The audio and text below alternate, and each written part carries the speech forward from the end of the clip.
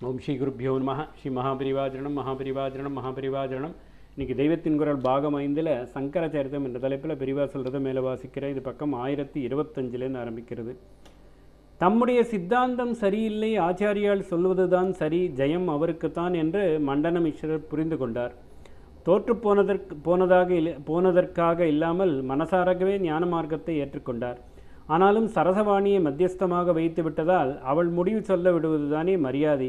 அதனால் சும்மா இருந்தார். அவளும் ஹாரத்தை போட்டு அது முடிவு சொல்லட்டும் என்றுதானே விட்டிருந்தாள். இப்பொழுது என்ன ஆயிற்றென்றால் மண்டனமிஸ்ரரின் ஆரம் வாடிப்போயிற்று. பதி சந்நியாசி ஆகிறார் என்றால் ஒரு பத்தினிக்கு எப்படி இருக்கும்? அதனால் பத்னி என்பவள் பதியின் அங்கமே ஆகையால் தன்னையும் ஆச்சாரியால் ஜெயித்தால்தான் ஜெயம் பெற்றதாகும் என்று சொன்னாள். இது நம் மனுஷ மட்டத்தில் தெரிகிற விஷயம்.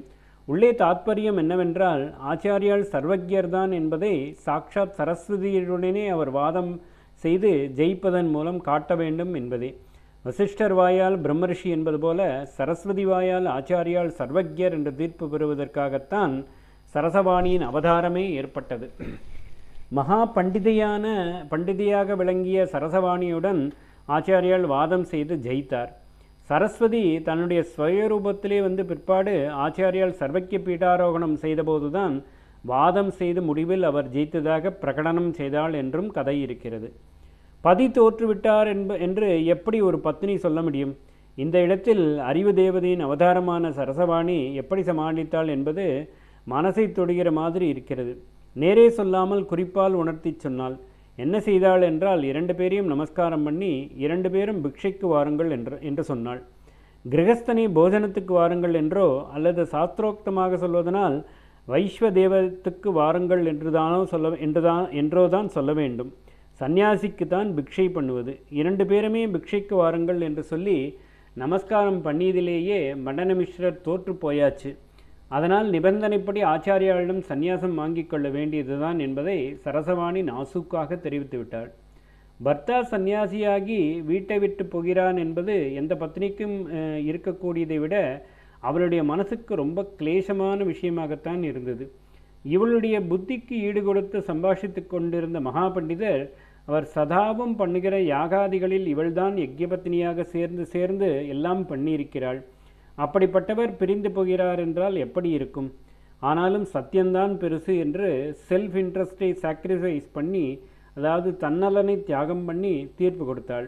ஆரம்தானே வாடி தீர்ப்பு பண்ணிற்று என்றால் அந்த ஆரத்தில் தான் இவள் தன்னுடைய சித்தத்தை ஆரோபணம் பண்ணியிருந்தாள், அதாவது உறைவித்திருந்தாள். இல்லாவிட்டால் எங்கேயாவது பூமாலை 21 நாள் வாடாமல் இருக்குமா? ஆச்சாரிய மகிமை லோகத்தில் நன்றாக தெரியவே தான் அவள் தானும் வாதம் செய்து தோற்றுப்போனது. பல தேவர்கள் அப்பொழுது அவதாரம் செய்திருந்தாலும் இவள் விஷயமாகத்தான் லோகத்துக்கே ஓரளவு நன்றாக தெரியும் சரஸ்வதி அவதாரம் என்று. உபயபாரதி என்றே அவளை லோகம் கொண்டாடி கொண்டிருந்தது. அதனால் அப்பேற்பட்டவள் ஆச்சாரியாளின் வாதத்திற்கே ஜெயம் என்று சொன்னால் அதற்கு மதிப்பு ஜாஸ்தி தானே. பர்த்தாவுக்கு சந்நியாசம் கொடுக்க வருகிறவரை பத்னி அடித்து விரட்டத்தான் செய்வாள். இவளானால் நமஸ்காரம் பண்ணி பக்தியோடு பிக்ஷைக்கு கூப்பிட்டாள். நம் தேசத்தின் உத்தம ஸ்திரீகளில் சரசவாணிக்கு ஒரு முக்கிய இடம் உண்டு. மண்டனமிஸ்ரர் ஆச்சாரியாளிடம் சந்நியாசம் வாங்கி கொண்டு சிஷ்யரானார். அதிலிருந்து அவருக்கு சுரேஸ்வரர் என்று பெயர் ஏற்பட்டது. பதி இல்லாமல் இங்கே என்ன வேலை என்று சரசவாணி சரஸ்வதி ரூபத்தை எடுத்துக்கொண்டு பிரம்மலோகத்துக்கு புறப்பட்டாள். அப்பொழுது ஆச்சாரியால், நீ இப்படி போகப்படாது, உன் சாநித்தியம் லோகத்துக்கு எக்காலமும் இருந்து நல்லறிவை கொடுத்து கொண்டிருக்கணும் என்று சொல்லி வனதுர்கா மந்திரத்தால் அவளை கட்டினார். அவளே அன்புக்கும் நியாயத்துக்கும் கட்டுப்பட்டவள்தான். ஆனாலும் மந்திர மகிமை தெரிவதற்காக இப்படி ஒரு நாடகம். பல தினசங்களில் லோகத்திற்கு பல உண்மைகளை தெரிவிப்பதாகவே சீனாக நிறைய நடிப்பது தான் அவதார நாடகம். அதற்கு சரஸ்வதி, சரி, ஆனால் இந்த ஊரிலேயே நான் இருக்கணும் என்று பிரதிஷ்டை பண்ணிவிடாதீர்கள். நீங்கள் பாட்டுக்கு தேச சஞ்சாரம் பண்ணிக்கொண்டே போங்கள். நான் பின்னாலேயே வந்து கொண்டிருக்கிறேன். திரும்பி பார்க்கப்படாது. எங்கே பார்க்கும்படியாக ஏற்பட்டு விடுமோ அங்குதான் நான் நித்தியவாசமாக இருந்து விடுகிறேன். அங்கே என்னை கோவில் கட்டி வைத்து லோகக்ஷேமார்த்தமாக சாரதாபிடம் என்று பிரதிஷ்டை பண்ணிவிடுங்கள் என்றாள். நாடகத்தில் இப்படி ஒரு சீன். ஆச்சாரியால் சுரேஸ்வராச்சாரியாளோடு புறப்பட்டார். சரஸ்வதி பின்னாலேயே போய்க் கொண்டிருந்தாள். அவளுடைய சிலம்பின் ஜல் ஜல்லிலிருந்து அவள் பின்னால் வருவதை ஆச்சாரியால் தெரிந்து கொண்டு திரும்பி பார்க்காமலே போனார். ஓம் ஸ்ரீ குருப்யோ நமः. ஸ்ரீ மகாபரிவாச்சரணம் மகாபரிவாச்சரணம் மகாபரிவாச்சரணம்.